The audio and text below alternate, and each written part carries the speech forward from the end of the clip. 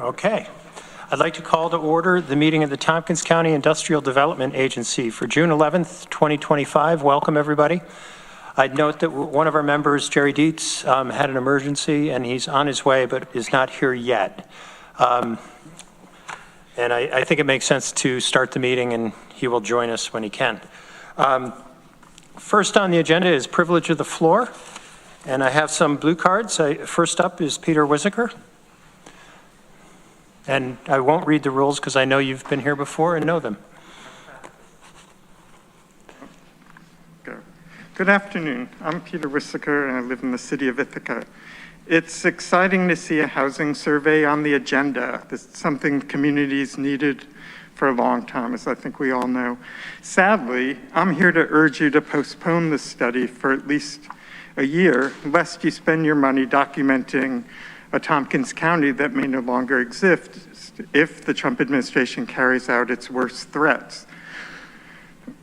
Those lost dollars would mean, indeed, in some cases already do mean, significant cuts in graduate students and postdocs, fewer researchers working in labs, and fewer administrators. And if he continues to threaten foreign students, it may mean fewer grad students overall. And then there are the threatened drops in federal funds to the city for being a sanctuary city. All of these things could lead to enormous changes in housing demand and housing availability.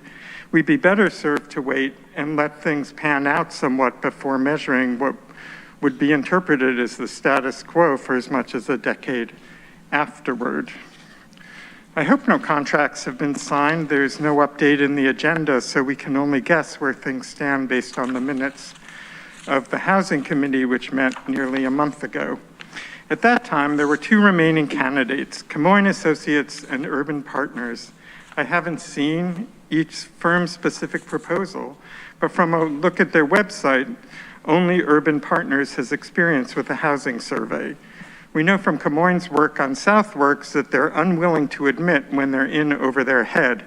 They did a poor job on the cost-benefit study for Southworks, including not looking at the costs and seemingly using statewide rather than local wage figures, and they hardly responded to the board's request for changes when submitting their revised report. And if you don't remember, I urge you to go back and look for the red track changes. There's almost none. We know that they were in over their heads because they did not use the industry standard methods for projects that occur over time, like Southworks does. All you're likely to get from them is a projection of need based on their pre-existing employment survey of the county. This is not what we should expect or accept. We need counts of units, availability, price, actual demand, not projected demand. In other words, someone who'd be on the ground collecting evidence. In sum, I urge you to wait on commissioning the study. It's the right idea, long overdue in my opinion, but the wrong time for it. A couple of small things. I appreciate Rich coming to last week's Common Council meeting to speak in favor of working with the council as it begins to rethink, or at least think about reimagining CTAP. And finally, the Lansing Solar Project continues to look good, and I hope you continue to support it. Thank you. Thank you. Okay, Teresa Alt.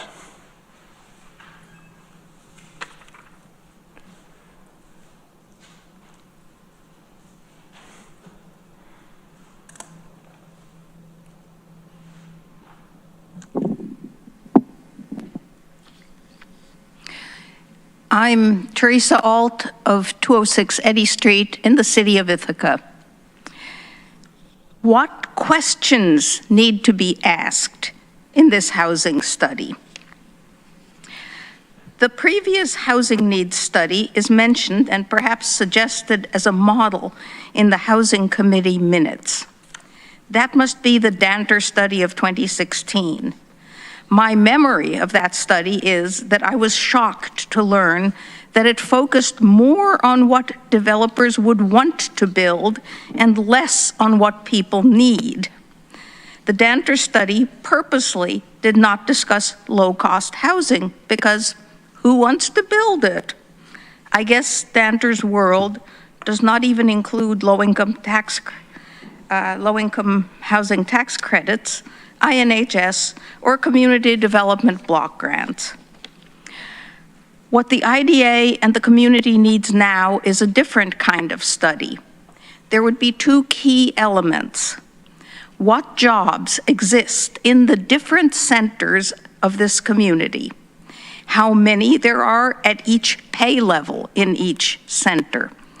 That would tell us how many people could use housing at what price point and be able to walk or take public transportation to work. Second, what housing exists now at each price point in each of these centers. I emphasize the need for people to be able to walk, bike, or ride public transit to work, because that is key to reducing climate-destroying automobile emissions. I have struggled with little success to get information about the city of Ithaca. The most easily available data that is not behind a paywall is the American Community Survey of the US Census. Unfortunately, it tells you what the people who already live in this county earn, but it doesn't tell you what the people who work here earn. Also, I believe it will lump together the whole county or even a larger area, and that presupposes a lot of driving. I can tell you that when, like me, you don't have a car, you relate to a much smaller area. Thank you. Okay, Todd Kurzweil. Hi, I'm Todd Kurzweil. I live on North Aurora Street. My wife owns Sunny Days on the primary commons over there. I'm here to talk about Austeri, the Green Street redevelopment project. Could you come a little closer to the mic, and you can raise it if you want. Yeah. Both Thanks. Eastern, Western, and Central, and the community impact about that.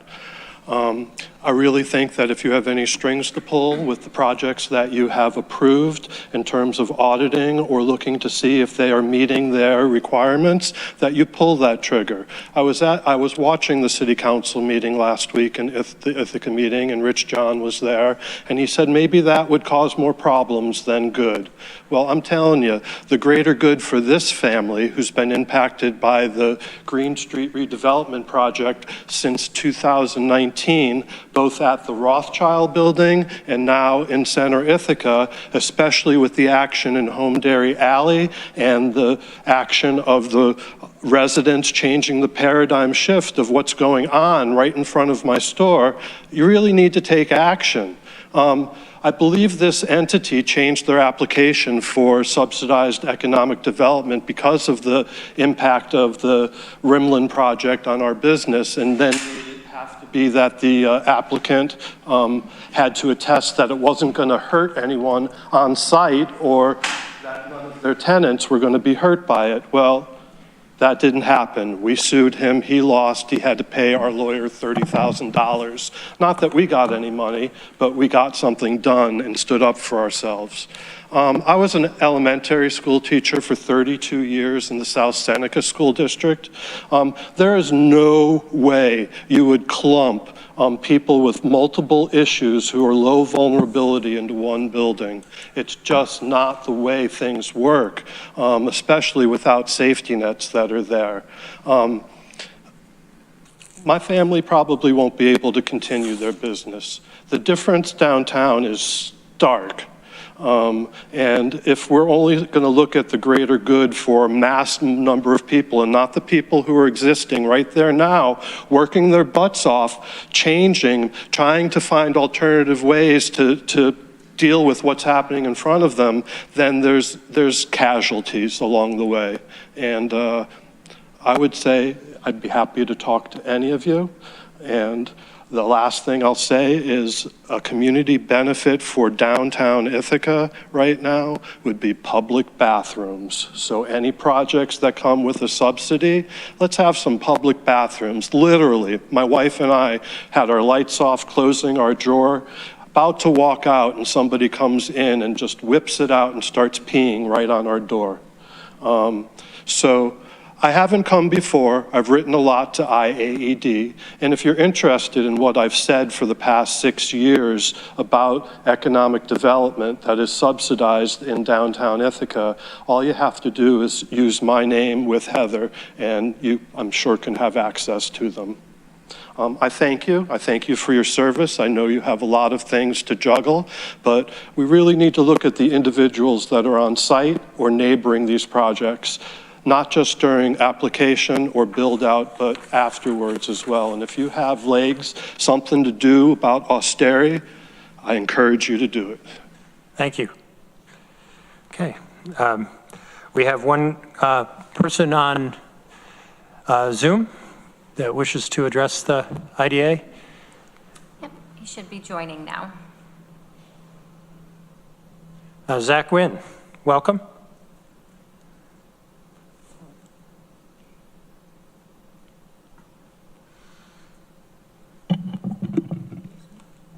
Good afternoon. Can you hear me? Yes, we can hear you. Thank you very much. I've spoken many times at the legislature about the circumstances at the Asteri. I'm sure you are all familiar with the filth and dangerous conditions that have been going on there now for more than a year.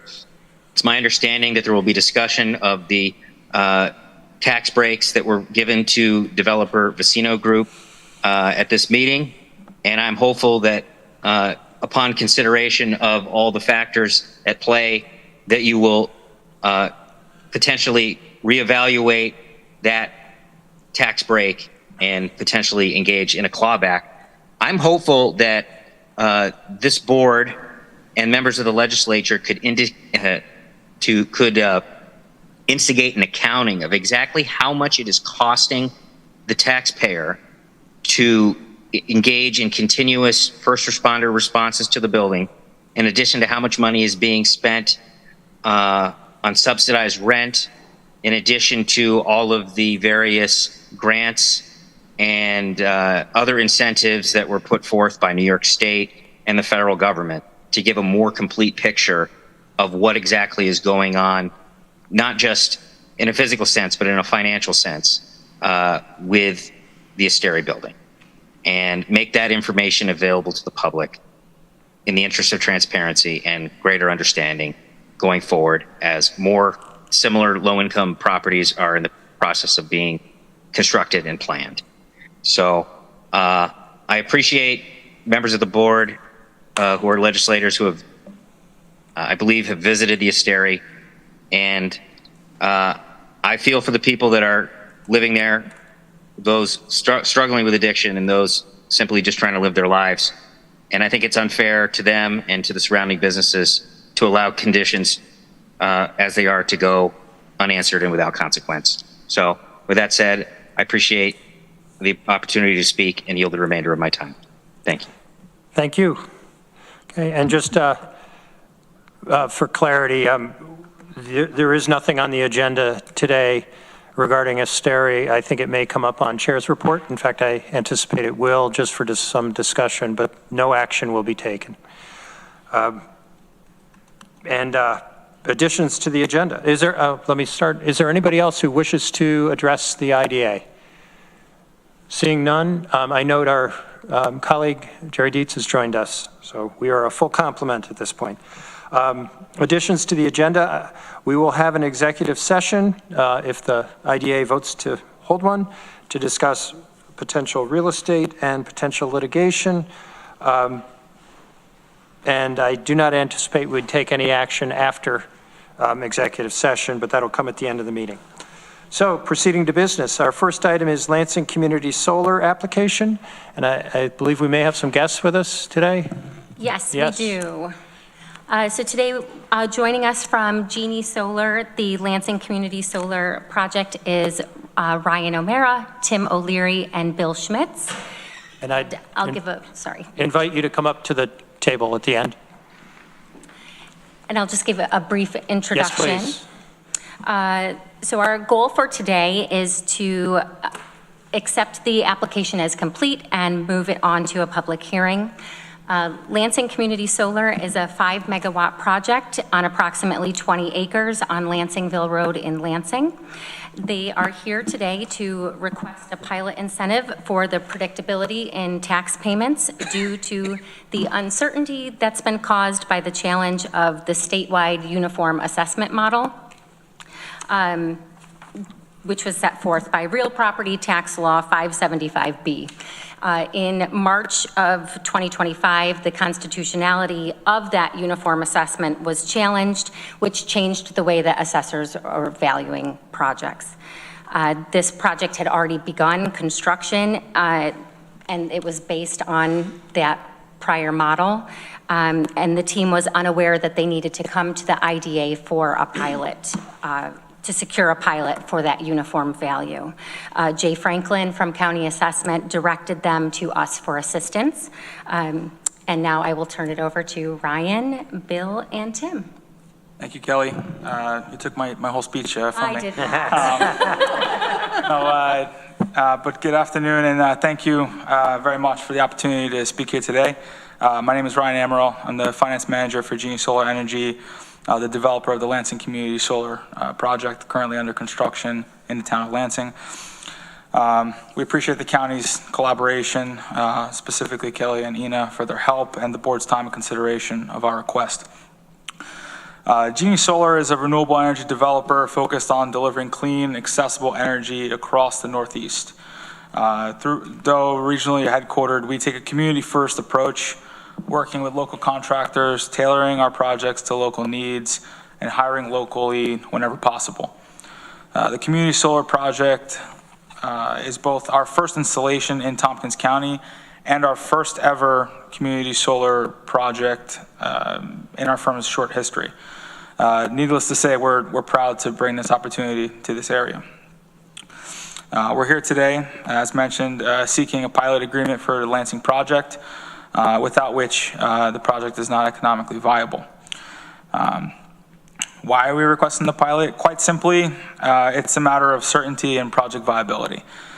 Community solar projects rely on long-term financial predictability, and the traditional property tax model, especially under Real Property Tax Law 575B, introduces too much uncertainty and volatility.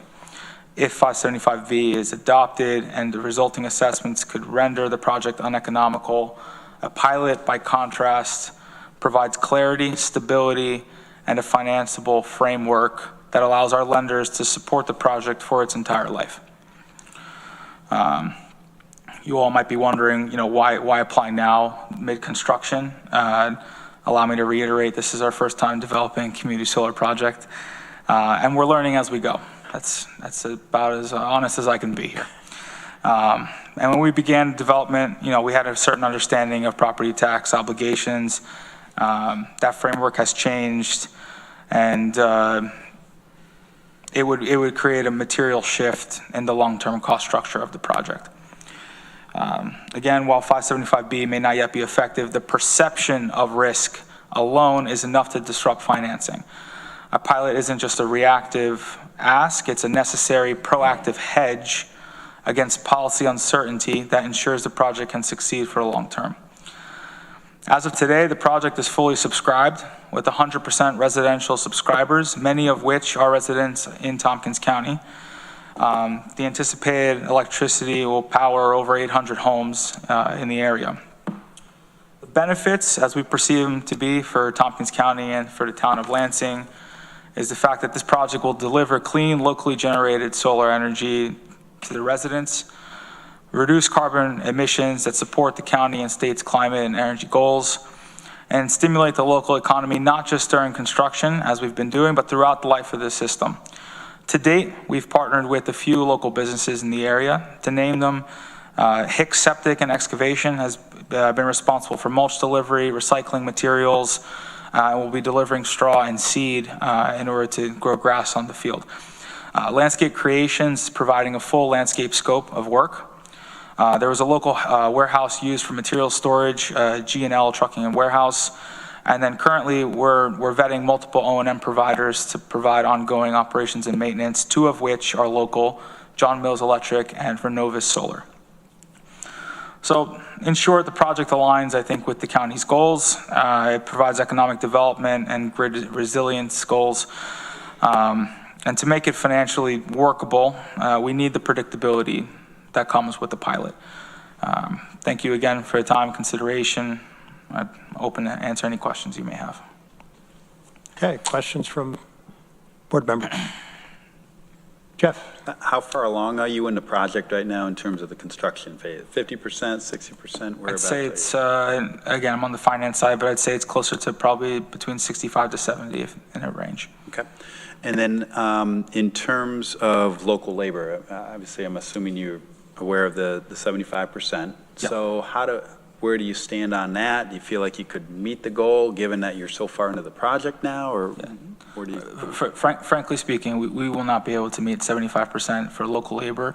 I actually think that from the onset, even if we knew about this, it would be difficult to achieve. When we were applying for the pilot, I did do a quick Google search in terms of EPC companies, the contractors that can build these types of sites, and that those types of businesses and labor force is not present here. So we would have still had to come from outside of county with our own EPC to build the site. Okay. I guess I'll jump in just because I did a little bit of reading before the meeting on this.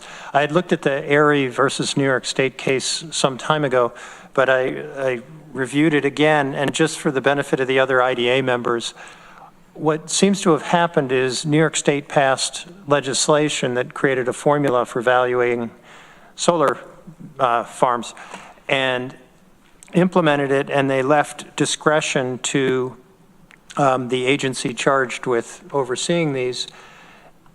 And what they didn't give direction on is how to treat credits. So there's state and federal tax credits, and they've seemed to have left them out. The regulating agency left them out basically just by their interpretation. And what the court said was, no, that's a decision for the legislature to make. You cannot delegate that. And you just can't give some state agency the power to set assessments. And what's puzzling to me is that this decision, I think, came down last fall, was it? Maybe even last summer. And the legislature has met in session and they did not address it. Instead, the state is taking an appeal. And so you have this uncertainty continuing. And typically, I would be looking at some applicants coming in mid-project and saying, well, you're too late, but this is an issue that is not of your creation. It seems to be basically unfair, the position you've been put in, and it does appear that your project would not be financially viable without the benefit of this abatement. And frankly, if you'd gone through a process with us before you'd built, I think the IDA would probably be quite receptive to your project. So I'm open to considering this, and I would support sending it to public hearing, and let's hear what the public has to say about it. But I welcome comment from other IDA members. Todd. Yeah, I just want to comment on what you said, to, Jeff, about the local labor. I know one of the contractors you were just talking to is very capable. They've done a lot larger projects than this, as far as installations. I got numerous contractors that do very large projects. So I'm surprised when you say you couldn't, that you don't have the resources here to get local labor, because you do. We got them here, lots of them. Are you specifically referencing Renovis or John Mills? I know Renovis does a lot of work. I'm not familiar with Renovis's work, but I'm very familiar with John Mills' work. Okay. And what their capabilities are. Likewise, not as familiar with Renovis, and again, we're interviewing them right now for O&M, but when we did have conversations with John Mills for the O&M work, we asked them about their experience with building, and they do lean very much more on simply the electrical side. So we wouldn't have any scope with respect to mechanical, so the racking. They explicitly focus mainly on electrical side. So we would still need something for civil and for the mechanical side. Okay, I understand that, yep. which is the majority of the labor associated with it.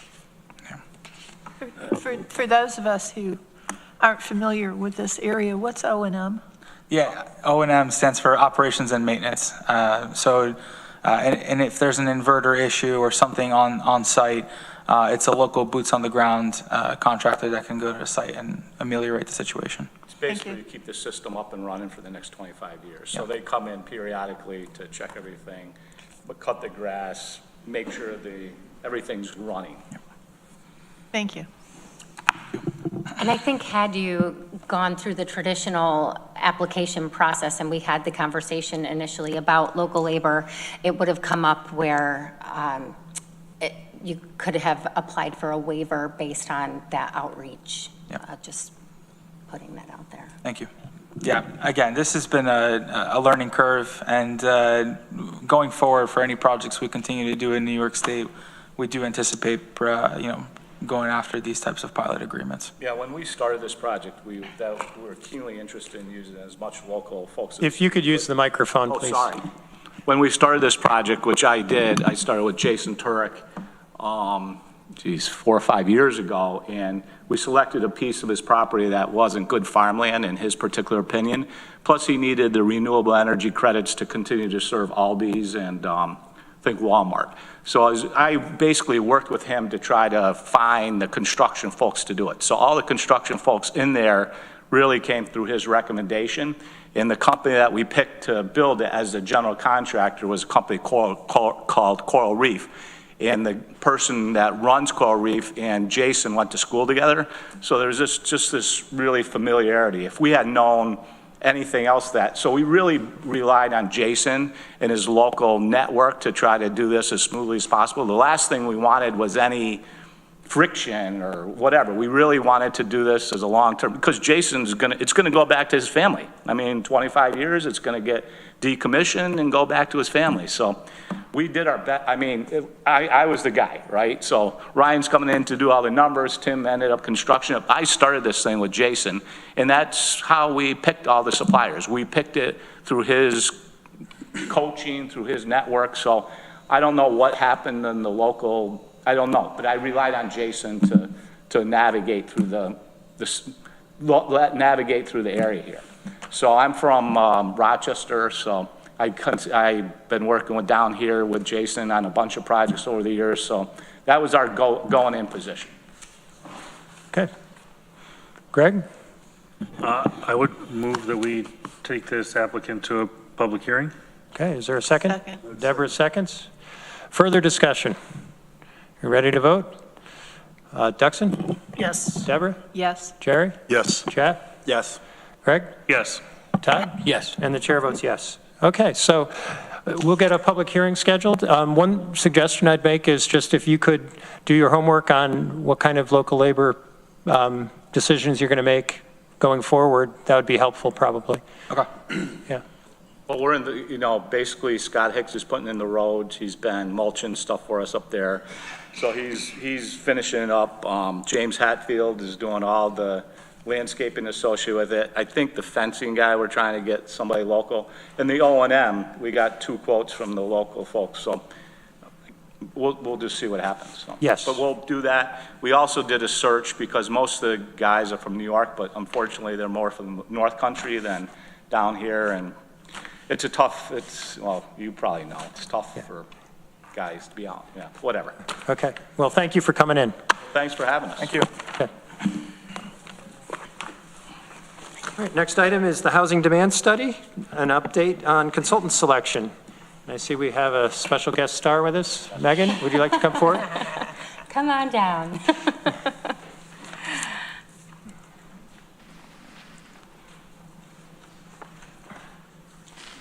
Kelly, you want to introduce us? So we have Megan McDonald here, Deputy Commissioner from County Planning, and we did have a Housing Committee meeting about a month ago or so, and there was a lot of great discussion diving into the proposals that we received from 4 different consultants. And throughout that conversation, what came out of it was kind of a shift in the scope of what the committee members feel that should be accomplished by this study, and more so strategy. I'll turn it over to Greg to provide a little more insight on different conversations that have been had and why the committee feels that maybe we should change the direction a bit. Thanks, Kelly. And I'm going to cheat from Megan's email that she sent me earlier today. So Megan, if you want to just jump in at any point and correct me if I'm saying anything different. One of the things that we wanted to look at was both where we currently are, what the situation is, but how do we actually solve the challenges, right? Rather than, and I'm going to use this term, another study, having another study that's paired and partnered with a strategy to actually outline a roadmap for bringing the units to fruition that we're hoping for. The planning department at the county had some conversations internally, and the county has a new director of housing and community engagement who just started this past month. And so there was question that if we partnered with the IDA funds and some county funds and took a little bit of time to submit a request for information from various consultants to get back what type of information we could receive from these consultants, could we build out a more robust, what I'll call strategy, as opposed to just another study? And so the idea would be that we would pause in 2025 with the IDA's efforts, and that we would take the allocation of funding from the IDA, partner with some county funds, a small amount that would either come from grant requests, which the county planning is working on, various budget requests or additional budget requests during the budget cycle, so that we actually could come to the table with a plan to how do we bring what the community needs based on what's studied to fruition, and what are some of those challenges and roadblocks, as well as what does the market currently need. And so that was sort of the thought process that took place after our initial meeting. Obviously, the committee can go back if it's the will of this body and finish the work that we set out to do. But there was additional conversation. We thought that this would be an appropriate place to have further conversation if this is a better strategy moving forward. One, it's going to take a lot of Megan and David and county planning's time, this study. It's also going to rely heavily on Nels at the city and some other folks' time. So would it be better to bring it all in one and do it and get a more robust product than just have the IDA do something, and then next year the county does a little piece of something, and who knows if they're sort of in the same worlds. And so we just wanted to bring it all together. And so that would be my recommendation, is that we postpone this for a period of time to then partner in 2026 with the county planning department, and have county planning kind of take the lead to help direct and navigate the response and proposal. Okay. Megan, did you have anything to add to that? Yeah, I think Greg touched on the big points. Really, I think the idea is going further together versus kind of two separate efforts. And I will say, we had not built this into our work program this year, and so this gives everybody an opportunity to build that into our work programs with intention. I think the other benefit is we already had on our work program this year, in the fall, the next kind of data release comes out, and we were planning to update the county's housing snapshot. And I think in looking at the responses, the proposals that came in from consultants, that's a pretty heavy lift. That's doing a lot of the work of the consultant in a way.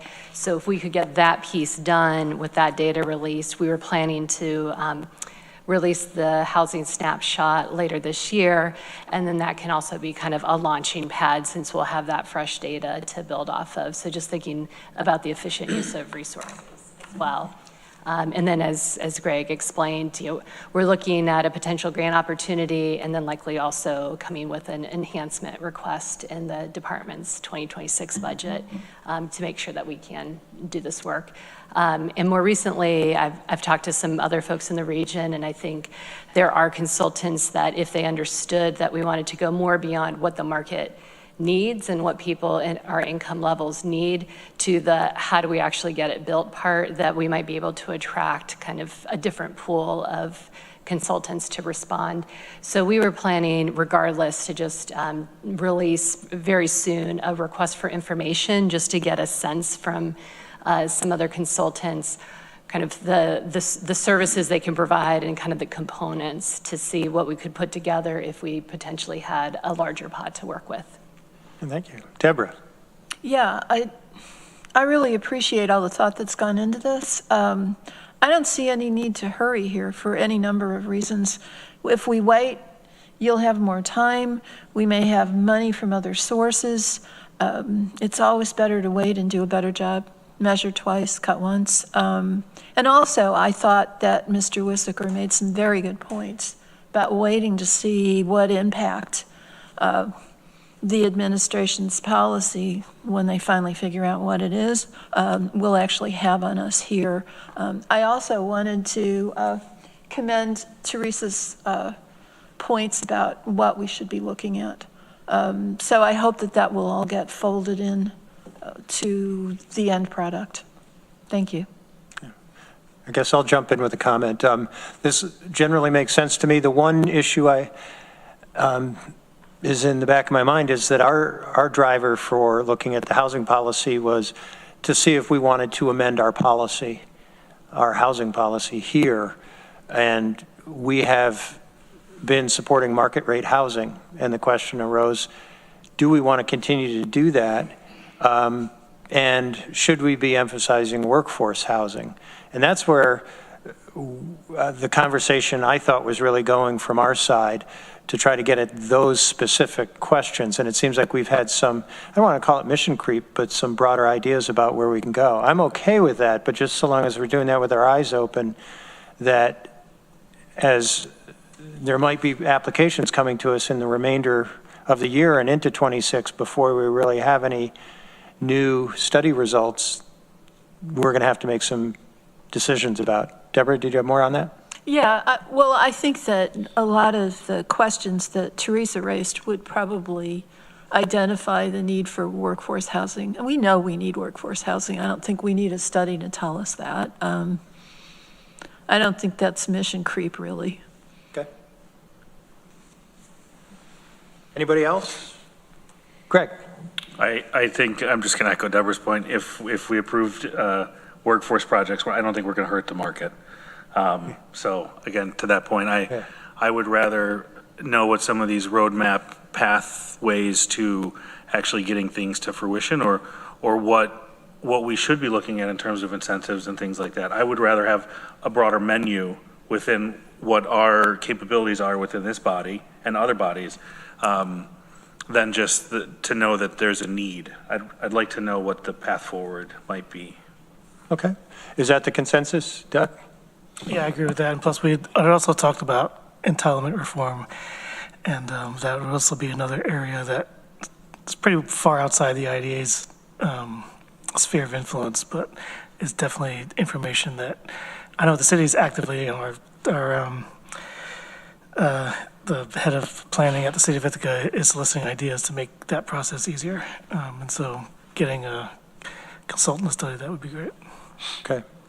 So that does seem to be the consensus of the IDA to delay. So the direction to Kelly would be to communicate with those consultants who put in applications that we're shelving this for a period of time, but we'll come back to them with probably a joint project with the county. Is that it, Greg? Yeah, and I don't know if we want to authorize Kelly to work, collaboratively with the county through the On an RFI? and then ultimately an RFP process. I don't know if that needs to be a formal statement or if that needs to come back. I don't think we have to do that right now. Okay. Yeah. There's a radical idea, the IDA and the county working together, I know, but I don't think anybody's going to get in trouble if they communicate and get ready to bring us something. I do what you tell me to do. And you do it well. That's right. Okay, so that seems to be where we're at with the housing study then. Is there anything further we need to talk about today on that? Todd? I'd like to mention one thing. We had the two guests, the one remote and the one fellow, Todd, that was in here talking about the Steri management. So far, they're 0 for 2 on their projects in town because they got that, the place over by my office, our house is terrible. The way the conditions there are just so atrocious. And I'm not aware of what's been happening in this area, but it sounds like it's the same stuff. You know, it's just the property managers there just really aren't doing their due diligence. Well, that's a good introduction for Chair's report, because I was going to bring up Esteri there, and that's where we are on the agenda. I wanted to let the IDA know that this issue came up. I went to the Common Council meeting just to give a report last week, and it turned into a fair discussion about Esteri. And my message to the Common Council was that the county would be very interested in working with the city to try to address the issues there, that we want a successful conference center. We certainly want a good, affordable housing that's safe, and we want to support the commons. There seemed to be agreement in the room, but there was also comment that, well, the IDA should do something as well. And one of the speakers referenced my statement. Well, it's possible. I mean, we always have clawback authority. I don't know if there would be grounds for it or not in this circumstance, but you kind of have to be careful what you wish for. That, you know, if the IDA took that step, it's a very big stick to start swinging, and you could cause the whole project to go into financial failure. So I would say and this is what I said to the Common Council, that I think the IDA can talk about it, but we need to proceed with real caution and deliberately, and to work, I think, in concert with the city and the county to see what can be done there. With that said, I don't think there would be any harm in inviting the Esteri management to come to our next meeting, perhaps, and just talk to us about where they're at with the building and what they think could be done to make it run better. But I'd welcome comment. Jeff. So, Rich, can you remind me, so is Esteri, is it 80% market rate and then 20% low income, or what's the breakdown? Is it completely low income? I can answer if you like. Yeah, Kelly. There are 40 supportive housing units and then 141 affordable units. Out of how many, Kelly? Total? A total of 181. No. There's 181 affordable, technically affordable, including the 40 supportive. But how many total units are there in the building? 181. 181. Is that it? Yes. The whole thing is affordable? The whole thing. Mm-hmm. Interesting. And Jeff? And then, so I know obviously you've mentioned the county and the city have seemed like they've talked a lot about this, and so I'm like you, I'm a little concerned about how the IDA can do all of this and that slippery slope of what we could do actually, what we would even want to do. So like, where does the county and the city all stand on this? I know they've been doing a lot of meetings, and are they just running into too many roadblocks, or do they just not have enough police force to do this? Or I'm just trying to understand the issue a little bit more. You know, I think certainly the management of and I'm expressing personal opinion here, the management of the building, I think, has some responsibility, certainly a fair amount of responsibility for how their building is run. At the same time, the housing was distributed through what's called a housing surge, where people were just brought in. And there wasn't, in my mind, sufficient vetting done to identify the people who are coming in and their real specific needs, because people were brought in who were camping. And so they were going from that environment to an apartment. And you say, well, that should be great. And in some ways it really is, but that's a very big transition for somebody who just has not lived in an apartment in a very long time. And I think doing a high number of people all at one time without the constructive supports that, frankly, I think are pretty obvious, that you're going to have people with significant drug issues and mental health issues and medical issues, and you want to have a plan on how you're going to manage that. So I think it's a pretty broad issue, and I think there's a lot to do to solve it or get it to a better place. And I'd say Art House has proceeded down that path, but it is not a short or simple thing. I think, Deborah, you were first.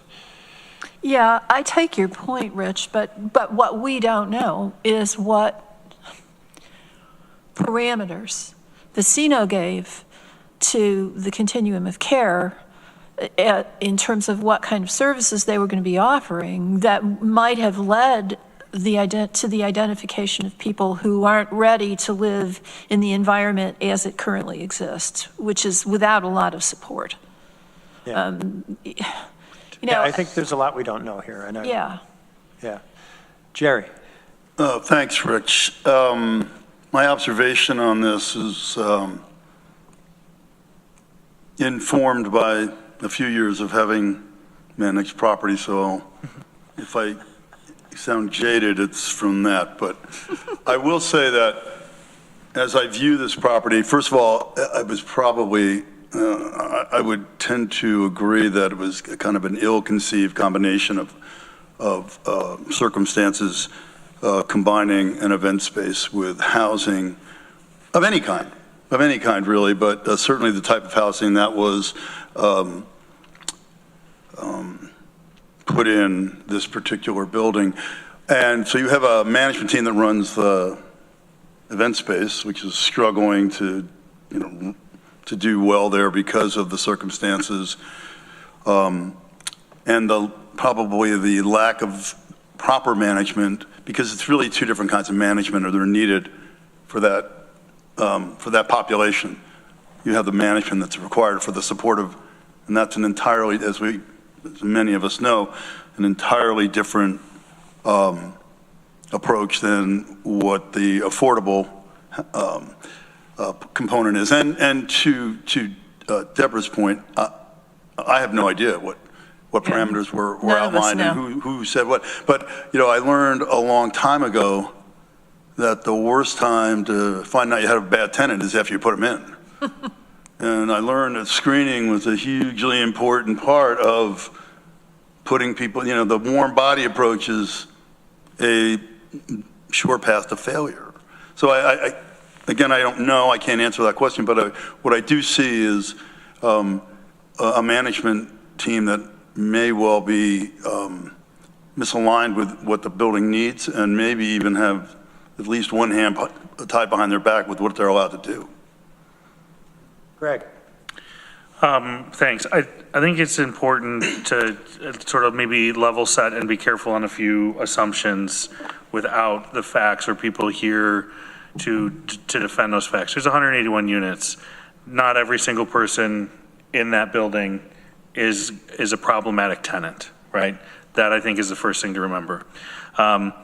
Second, there needs to be a level of personal accountability. The management team is not defecating in the stairwells, right? They're not setting fire. They're not doing those things. Those are either tenants or guests of tenants that are doing those type of things. So is that a management issue, or is that a personal responsibility of the tenants in the space in which they live? I don't know. Some of the security concerns, accessibility, those type of things, absolutely those are management issues. There's 40 units that were part of the housing surge that was led by the Continuum of Care, which has an extensive process and meets with pretty much every service provider in the space to make sure that the people going into those units were the right people to go into those units. I think it's really important that those 40 supported ESHI units, which are supported by TC Action, the challenge that we have is we can't separate those out of the 141 other units, right? So where is the issue actually lying? Is it with residents of those 40 ESHI units, or is it with residents of the 141 other units that may not have the same high level of support and high touch points that those 40 units have. Because TC Action in that building has a high degree of personalized touch points with those 40 ESHI units. There's 141 other units also in the building that don't have the same resource on a regular basis. And so I think the question we need to ask is, who's responsible for services? Trash, cleanliness, alarm systems working properly, roof working properly, heat and AC, water working properly. Those are management company issues. The mental health, the food and shelter stability, the ability for some tenants to say no to someone in their life. No, you can't come in here. No, you can't take over my apartment. Are those management company responsibilities, or are those responsibilities of nonprofits, which in our community are not as well funded as they need to be to meet the full demand which our community has? So I think it's very easy to point to Vecino in many instances, but I also think we need to take a step back and say, how really did we fail residents of this building? Should we have insisted on greater community support, and should we have funded or supported that funding for greater community support for some of those residents? It's a very complex issue, and I want to be cautious. Does Vecino have some things to work on? Absolutely. I think every landlord probably has something to work on and some way that they could improve their property management. But I think that this is a very unique one, and I want to be careful, because it's not like the management company, again, is just dumping trash down the hallways. There's a level of personal responsibility, but also there's 141 units that may not be supported in the same way as those 40 ESHI units that we have in there. And so it's a very complex situation. It's a very volatile situation. And I think it's just, I think it's unfair to hold the developer so accountable and not hold the municipal and not-profit funders accountable for providing more service to a vulnerable population. I generally agree with your comment. I'd say certainly, probably most of the tenants there are fine. You don't need very many disruptive tenants to throw the place into turmoil. I don't know who was first. Duxon? Go ahead, Doug. I think that's really well said, Greg, and thank you for saying that. Just to give some city perspective, or personal perspective, I understand that there are concerns about combining those things together, but I'm still very supportive of doing so. I mean, to Greg's point, when my colleague and I toured the building last year, there were a dozen, I think, residents who commute to Cornell from that building. They may not be there because of the conditions now, but that's exactly the type of person that we want there, someone who can be right at the bus station, or the bus stop rather, and take the bus to work. And so, again, to Greg's point, Vecino has more work to do. The service providers need more work or support. But I think the concept was sound, and I still think of the project, for all its ails, as a miracle of collaboration, because between the chamber and the various municipalities and nonprofits, the fact that we got a new garage, housing, and a conference center was miraculous, and I thank the previous IDA for supporting it. The IPD does respond, IPD and IFD and Bangs responds to every call. And so despite the fact that they are short-handed, they do go to they respond to everything that happens there. The city has, a building inspection responsibility for it to be like a safe building that conforms to code, but does not get involved really in property management. We kind of just assume that a landlord, property owner, is self-incentivized to manage it in a good way and to keep the conditions up and the quality of the building high. And we've had two experiences now where we have to question Vecino's commitment to that, or their competence or something. But we've used every legal lever that we have, and so it's time to kind of get creative and find other ways to support or hold them accountable. Anybody else? Deborah, yes. Yeah, several things. Yeah, I mean, I don't know how you divide up the individual responsibility versus the management. But I'll tell you whose responsibility it should not be. It should not be the city's taxpayers. Last year, as of December 4th, there had been 492 police calls to Asteri. The first quarter of this year, there were 500. This is not sustainable. It is not fair to people who live in the city. It's not fair to the IPG that's already stressed. I don't know where you lay the responsibility, but we've got to find the pressure points because this can't go on the way it's going. One of the problems, I think, with these not-for-profits that are supposed to be providing supportive services is that once you're in one of those units, the supportive services are there, but you don't have to take advantage of them.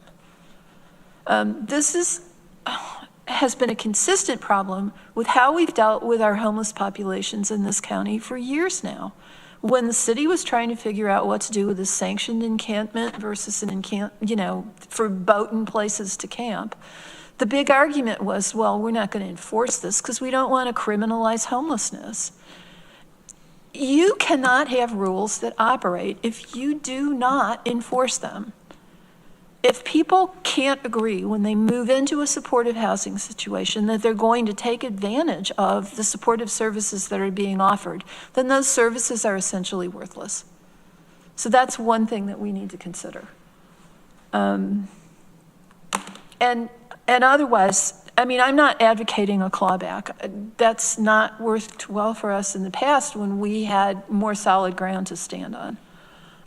But I would say that if I were going to be on this board for the foreseeable future, which I'm not, I would think 2, 3, 4 times before I would ever extend pilot incentives to Vecino again. Okay. Jeff, go ahead. Russ, I was just going to ask you, I mean, do we have any authority to claw back? If we did, like, how would we even do that if we even wanted to consider it? I'm not advocating that we are. Attorney-client Well, privilege. yeah, maybe we should be going to executive session if we're going to get legal advice. That's fine. But Yeah, I was going to suggest that we wait. Okay. yeah, so we are going to go to executive session if that's the will of the, and perhaps we could consider that question then. Got it. Yeah. Jerry? I just would like to respond to some of what was said, both by Greg and Duxon and Deborah. I too think that even though I opened up my remarks by saying I didn't think it was a well-conceived project, it's a project that's there and we have to deal with it, right? Mm-hmm. That's absolutely true. And I think one of the conversations that I've had with a number of people is the lack of consequences for bad behavior. Mm-hmm. This is, I don't disagree that it's probably a relatively small number of the entire population that is contributing to this, these circumstances, but absent any consequences for this bad behavior, you just keep doing what you're doing, you keep getting what you're getting, right? I had no idea about those numbers, Deborah. Those are astounding numbers of police and fire. The 492 came from an article in Tompkins Weekly, December 4th of last year, and the 500 figure for the first quarter came from the Common Council member I had lunch with today.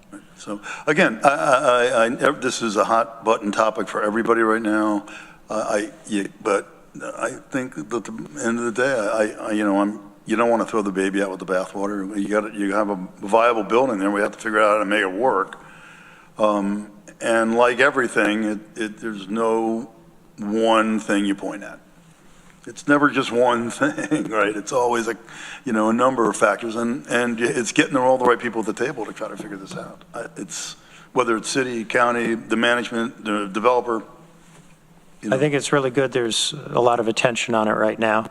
I will be going to a meeting at 4 o'clock today with the director of the Downtown Ithaca Alliance and the director of the conference center to talk about this issue because it's my district, but also I will have my IDA hat on too. And it sounds like there is concern here, and perhaps, you know, pending what might happen in the meantime, maybe it would be a good idea to invite the casino management to come just talk with us, not to, you know, have it be a contentious meeting or anything else, but just to get information. Would that make sense to the members? Certainly help them understand a few things anyway. Okay, good. We'll proceed from there. That was Chair's report. Staff report. Okay, a couple of items. First, just a quick update. As you know, back in April, we opened a savings account to earn some interest on some excess funds. And over those 2 months, the account has earned over $3,100 in interest. So just wanted to share that little perk. In your agenda packet on page 21 is the project status dashboard update. Just a couple of updates recently. The Meadow on Seneca RSS housing project, that anticipated closing date will be in September. They expect to get their, that's when their construction financing closing will take place, and then anticipated certificate of occupancy, certificate of occupancy in May of 2027. So that is moving along. We also paid out some additional funds for the wayfinding signage, for some permitting, and that's about it for updates on projects right now. Kelly, can I ask, what's going on with City Harbor, do we know? It's at a standstill right now due to financing. Okay, thank you. Yep, they still have a gap. What project was that? City Harbor. City Harbor, Yeah. yep. Yeah, I'd like to say thank you for putting this dashboard together. This is really helpful. Absolutely. Questions, anybody? Okay. All right. Okay. And you have a report on the workforce housing? Yes. So the next 2 pages are the projects for the workforce housing policy that have received funds and funds that have been paid out from the IDA towards those projects. There weren't any updates because the projects only get approved once a year.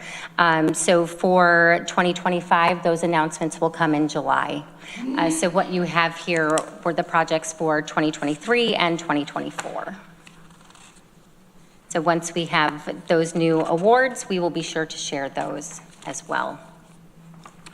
It certainly looks like, given our involvement with the policy, that it's ramping up. Yes. That we're going to see substantially more investment. Yes. Going forward. Yes, that's where that set aside of the 20%, that payment into the Community Housing Development Fund really makes a difference. So that's great. And to go along with that, Kelly? I have, yes, Greg sorry. had something.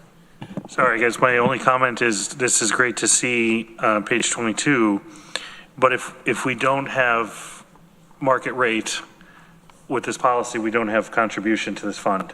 So as we think to what we fund or not fund, remember what we're not funding when we're not approving certain types of projects, because how else are we going to come up with $3 million of investment to the Community Housing Development Fund if not for market rate housing? It sucks to be us. Sure does. On the agenda of the next Housing Committee meeting. Oh, there's a lot to think about there. Okay. Sorry, Kelly. No, that's okay. One more thing is every year the New York State Economic Development Council hosts 1 to 2 IDA academies. Last year they ended up only having 1. They didn't have enough registrants for a second one in the fall. Duxon was supposed to attend that one. New York State EDC reached out to Kurt in our office and asked if Ithaca would be interested in hosting this year. Yeah, very exciting. They're looking at either July 29th or 31st. IAED has a $1,000 allotment to put towards the sponsorship of this event, and EDC also wanted to know if the IDA would be interested in putting forth a contribution towards sponsorship as well. Like I said, it will be held at the end of July. We're looking at the conference center.